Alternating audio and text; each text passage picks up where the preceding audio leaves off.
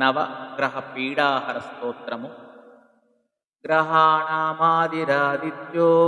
लोकरक्षणकारकः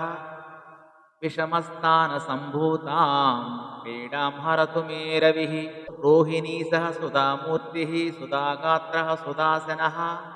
विषमस्थानसम्भूतां पीडां हरतु मे विदुः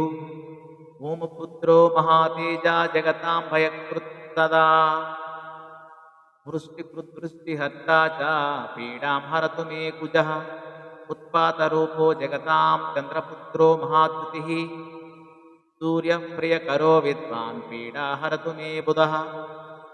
देवमन्त्री विशालाक्षः सदा लोकहिते रतः अनेकशिष्यसम्पूर्णं पीडां हरतु मे गुरुः दैत्यमन्त्री गुरुस्तेषां प्राणदच्चा महामतिः दैत्यमन्त्री गुरुस्तेषां प्राणदच्चा महामतिः प्रपुस्ताराग्रहाणां च पीडां हरतु मे भृगुः सूर्यपुत्रो दीर्घदेहो विशालाक्षः शिवप्रियः मन्दचारः प्रसन्नात्मा पीडां हरतु मे शनिः महाशिरा महावक्त्रो दीर्घदंष्टो महाबलः अतनुश्चोत्रकेशश्च पीडां हरतु मे सिखी अनेकरूपवर्णैश्च शतशोधा सहस्रशः उत्पातरूपो जगतां पीडां हरतु मे तमः इति ते नवग्रहपीडनाहरस्तोत्रं सम्पूर्णं स्वस्ति नवग्रहपीडाहरस्तोत्रमु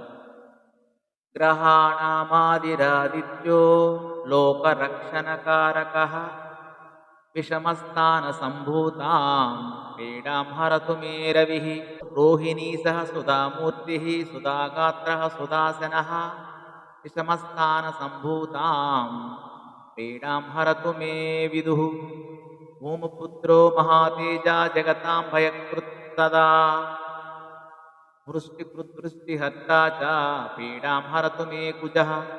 उत्पातरूपो जगतां चन्द्रपुत्रो महाद्युतिः सूर्यप्रियकरो विद्वान् पीडा हरतु मे बुधः देवमन्त्री विशालाक्षः सदा लोकहिते रतः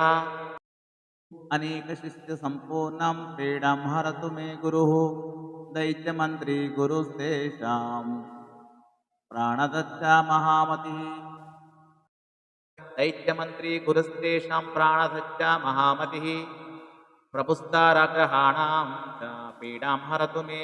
भृगुः सूर्यपुत्रो दीर्घदेहो विशालाक्षः शिवप्रियः मन्दचारः प्रसन्नात्मा पीडां हरतु मे शनिः